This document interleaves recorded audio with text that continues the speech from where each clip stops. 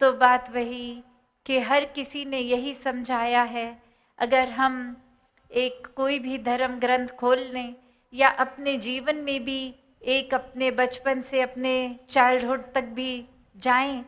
तो सबसे पहले घरों में, स्कूल्स में यही चीज़ सिखाते हैं कि ऐसा करना बुरा है, ये मत करें, ऐसा करें। तो बात वही कि सभी ने पहले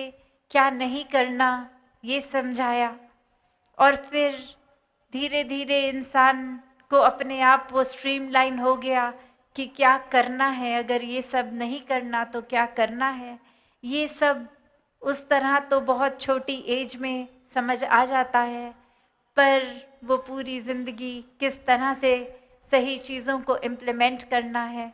वो आत्ममंथन से ही होगा। और संत तो इस अवस्था तक पहुंचाते हैं जो अच्छाई और बुराई से ऊपर की अवस्था हो गई, कि जहाँ एक डूअर ही, एक कर्म अगर हम सोच रहे हैं कि हम कर रहे हैं, तो फिर तो हम अपनी नीयत के हिसाब से कर लेते हैं कि आज दिमाग में, मन में चतुराई है, आज अपना फ़ायदा निकालना है,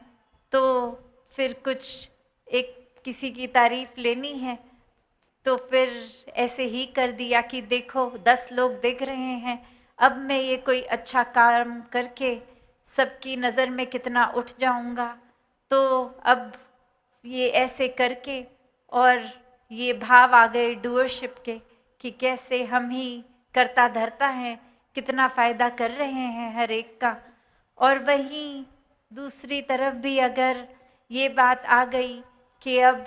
हम चाहे मन में तो ये बात रख रहे हैं कि हमारी तारीफ हो, फिर भी एक सिर्फ बोलने के लिए एक भाषा में उस तरह से डालकर ही बोल दिया कि नहीं नहीं, हम तो कुछ नहीं करते, सब परमात्मा ही कर रहा है। पर भाव मन में यही है कि जैसे ही ये कर्म है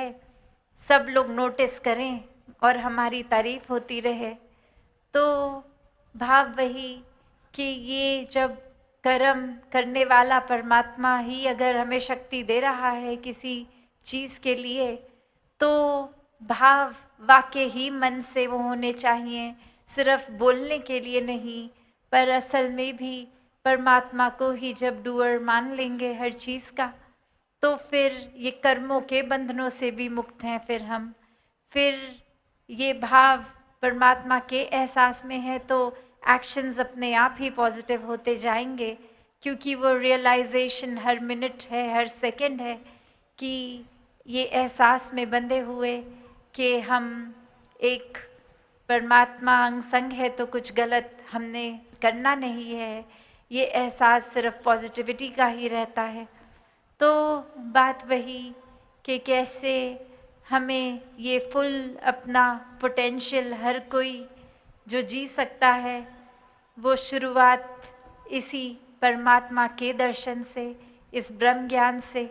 और फिर इस ब्रह्म ज्ञान द्वारा ही हर पल जीवन में भक्ति। तो भाव वही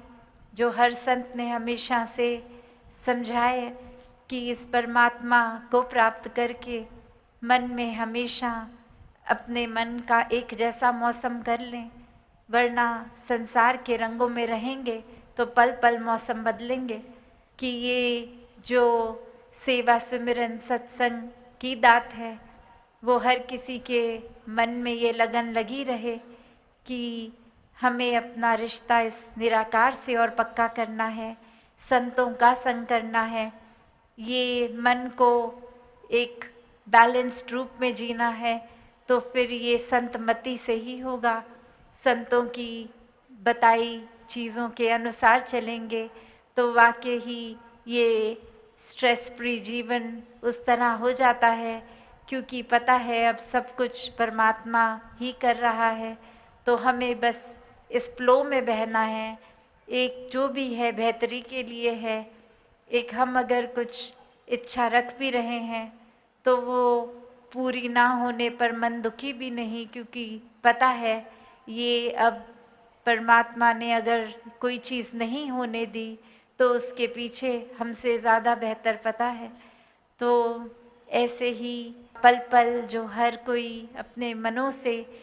परमात्मा का निराकार का शुक्राना करता जाता है,